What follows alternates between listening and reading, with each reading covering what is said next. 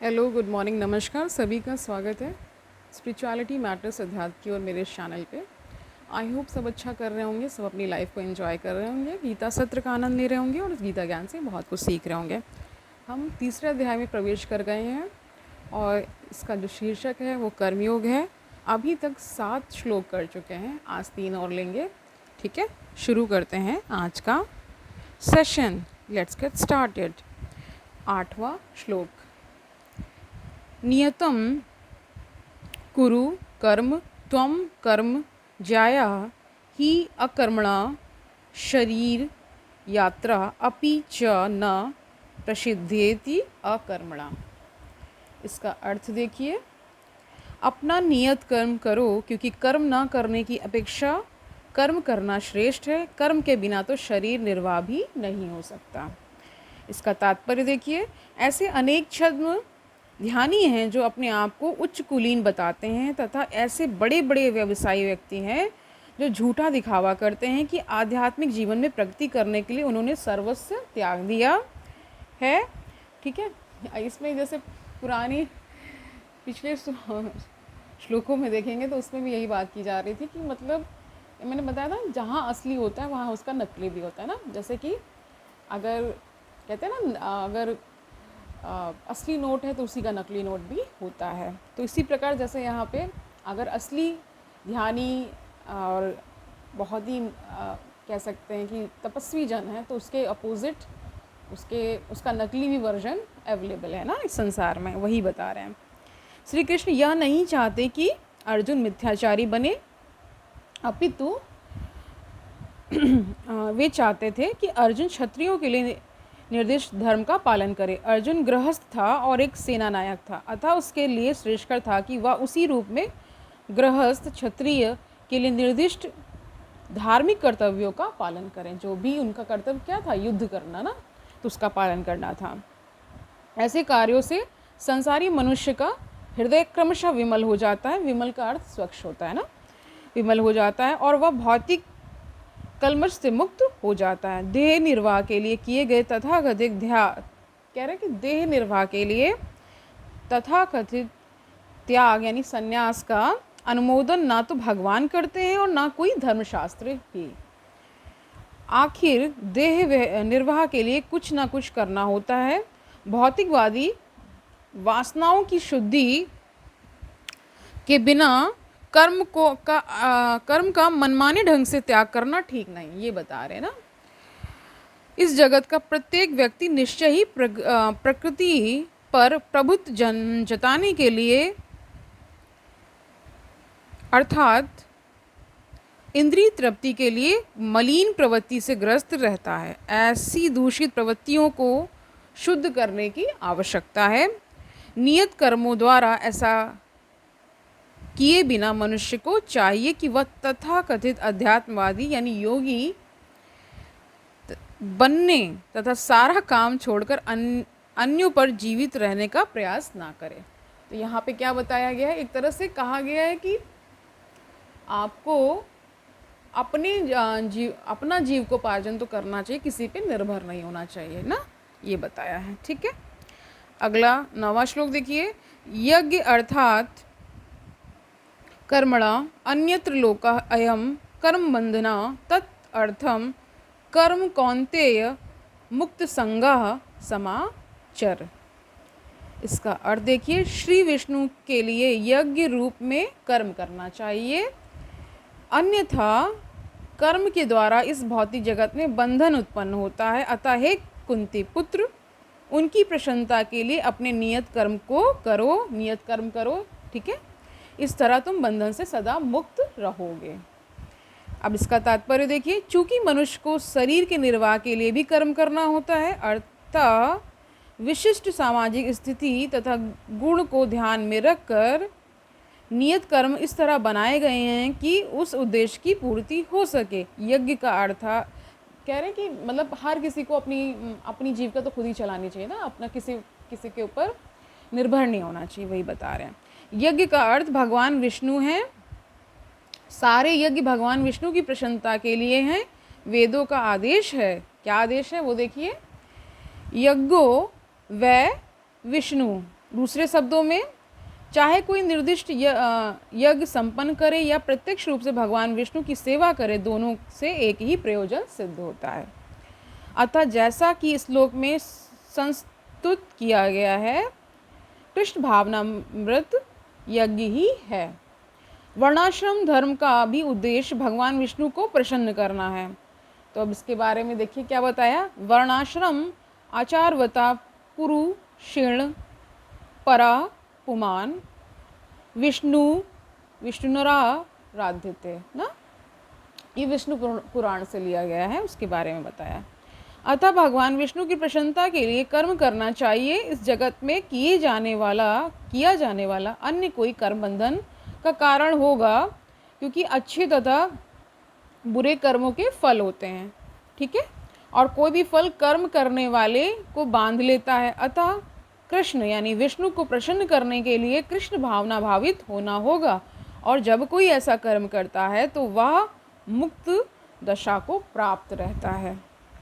यही महान कर्म कौशल है, और प्रारंभ में इस विधि में अत्यंत कुशल मार्गदर्शन की आवश्यकता होती है। अतः भगवत भक्ति के निर्देशन में या साक्षात भगवान कृष्ण के प्रत्यक्ष आदेश के अंतर्गत जिनके अधीन अर्जुन को कर्म करने का अवसर मिला था, मनुष्य को परिश्रम पूर्वक कर्म करना चाहिए। अब यहाँ क्या बता रहे हैं कि हर किसी को क्या बताया कि कर्म करिए, है ना, कर्म से जो फल आएगा उसको भोगिए, ठीक है।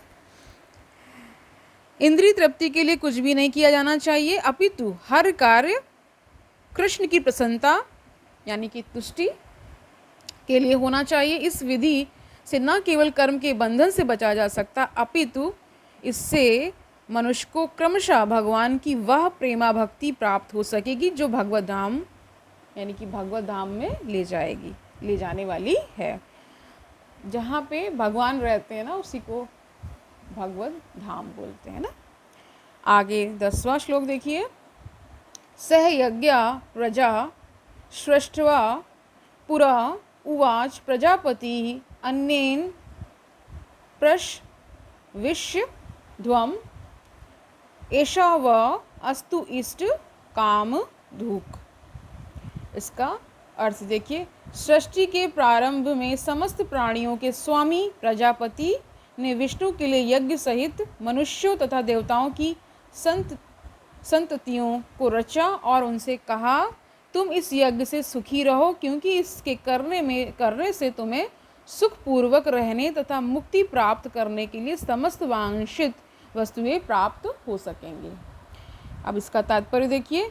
प्राणियों के स्वामी यानी विष्णु द्वारा भौतिक सृष्टि की रचना बद्ध जीवों के लिए भगवत धाम वापस जाने का सुअवसर है। इस सृष्टि के सारे जीव प्रकृति द्वारा बद्ध हैं, यानी कि प्रकृति के नियमों के द्वारा ना हम सभी क्या हैं, अगर जन्म होता है तो मरण होता है, उसके बीच का जो अंतराल है उसको ही जीवन कहते हैं ना।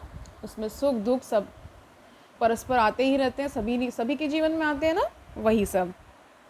तो हम क्या है, नेचर बाउंडेड है ना, प्रकृति से बद्ध हैं, क्योंकि उन्होंने श्री भगवान विष्णु या कृष्ण के साथ अपने संबंध को भुला दिया है। इस शाश्वत संबंध को समझने में वैदिक नियम हमारी सहायता के लिए, जैसे कि भगवत गीता में कहा गया है, वैदेश सर्वे रहमेव वेद्या ना।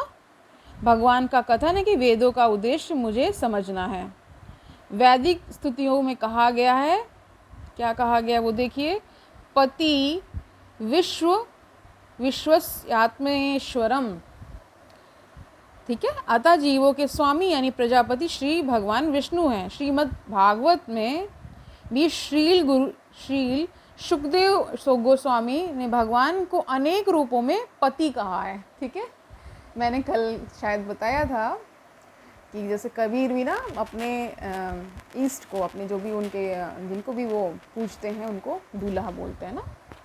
तो यहाँ पे अब देखिए क्या बताया है।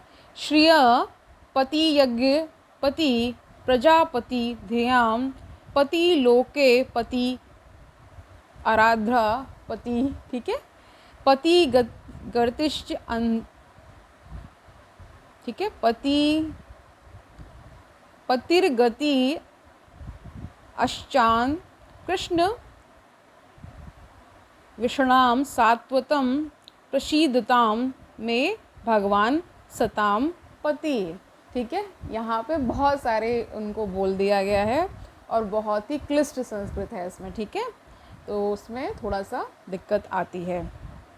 प्रजापति तो भगवान विष्णु हैं और उसके लिए देखिए माफ़ी है, मैं पहले ही बोल चुकी हूँ कि धीरे वो चीज़ आती है, क्योंकि हमारा जो बोलने का लैंग्वेज वो संस्कृत नहीं है, इसलिए ये दिक्कत आती है। अगर हम देव मुनि होते या हम उस परिवेश में पले बड़े होते तो वो अच्छा हो जाता। धीरे धीरे ही अपने आप ही वो चीज़ें जैसे प्रैक्टिस में आती हैं चेंज होती हैं ना, तो उस पर हमें नहीं गौर करना है। हमें तो क्या जानना है, हमें तो अर्थ जानना है, हमें तो गुण अर्थ ज्ञान लेना है ना।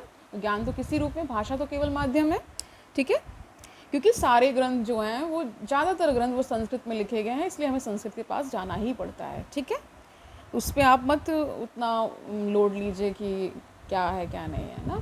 हम कोई ये क्लेम नहीं कर रहे हैं कि हम ही सब कुछ हैं, एक प्रयास है, इसमें हम भी सीख रहे हैं, आप लोग भी सीखिए। ठीक है, देखिए प्रजापति तो भगवान विष्णु हैं और वे समस्त प्राणियों के, समस्त लोकों के तथा सुंदरता के स्वामी यानी पति हैं। इसका अर्थ बता रहे हैं जो भी मैंने श्लोक पढ़ा ना।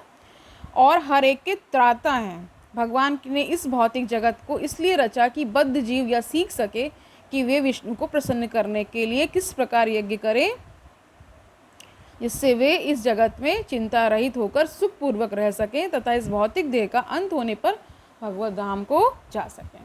ठीक है, मूल देखिए हर चीज़ का वही है कि ईश्वर की भक्ति है ना, अंतःकरण शुद्ध होना है ना, आपके आचार व्यवहार में वो चीज़ें झलकना, और सबसे मेन चीज़ है किसी भी एक गुण को अगर आप लेकर चल रहे हैं, चाहे वो सत्यता का हो, ईमानदारी का हो, सारे एक जगह जाकर मिल जाते हैं। अगर आपने एक भी गुण पकड़ा है, सपोज दैट आपने ऑनेस्टी को पकड़ा है, तो ऑनेस्टी में ही सब कुछ आ जाता है। आप हर चीज़ ऑनेस्टी के साथ करेंगे, कोई रिश्ते बनाएंगे तो ऑनेस्टी से, भक्ति करेंगे तो ऑनेस्टी से करेंगे ना, व्यवसाय करेंगे तो ऑनेस्टी से करेंगे। तो ये अब जैसे मान लीजिए हम सत्यता ले लेते हैं, ठीक है, तो कुछ भी आप करेंगे तो उसमें सत्यता आई जाएगी। तो सारी चीज़ें जुड़ी हुई हैं, मुझे ये लगता है। कोई भी जो गुण है अगर आप एक को भी लेकर चलेंगे, अपने जीवन में उतारेंगे, तो उसका फल प्राप्त होता है। ठीक है, आगे देखिए, बद्ध जीव के लिए यह संपूर्ण कार्यक्रम है। यज्ञ करने से बद्ध जीव क्रमशः कृष्ण भावना भावित होते हैं और सभी प्रकार से देवतुल्य बनते हैं। कलयुग में वैदिक शास्त्रों ने संकीर्तन यज्ञ, भगवान के नामों का कीर्तन ना का विधान किया है, और इस दिव्य विधि का प्रवर्तन चैतन्य महाप्रभु द्वारा इस युग के समस्त लोगों के उद्धार के लिए किया गया। संकीर्तन यज्ञ तथा कृष्ण भावना अमृत में अच्छा तालमेल है। श्रीमद् भागवत में संकीर्तन यज्ञ के विशेष प्रसंग में भगवान कृष्ण ने का अपने भक्त रूप चैतन्य महाप्रभु, ठीक है, उनके भक्त, तो उनको ये बोला है में निम्न प्रकार से उल्लेख हुआ है। क्या उल्लेख हुआ है वो देखिए, कृष्ण वर्णम त्वषा कृष्णम सांगोपांगास्त्र पार्षदम यज्ञ संकीर्तन प्राये यर्जन्ति ही सुमेधशाह। ठीक है, तो इसका भी अर्थ देख लीजिए। इस कलयुग में जो लोग पर्याप्त बुद्धिमान हैं वे भगवान की उनके पार्षदों सहित संकीर्तन यज्ञ द्वारा पूजा करेंगे। वेदों में वर्णित अन्य यज्ञों को इस कली काल में कर जाना सहज नहीं है, किंतु संकीर्तन यज्ञ सुगम है और सभी दृष्टि से अलौकिक है, जैसा कि भगवद गीता में संस्तुति की गई है। ठीक है, तो आज के लिए इतना ही रखते हैं। आई होप आपको समझ में आया होगा। ये ज्ञान सच में बहुत अद्भुत है। मुझे स्पेशली ये सेशंस लेते हुए भी बहुत कुछ सीखने को मिल रहा है। मैंने इससे पहले इसको पढ़ा था, लेकिन इस तरह से व्यक्त करने का अपना एक अलग आनंद है ना। तो कल मिलते हैं, तब तक के लिए आनंद से रहिए, सुख दूसरों को दीजिए, अंततः आपके पास भी वापस होकर के आएगा। कहते हैं ना, जो आप देते हैं वही वापस आ जाता है ना। What you give that come back. Okay, कल मिलते हैं। हरिओम तत्सत।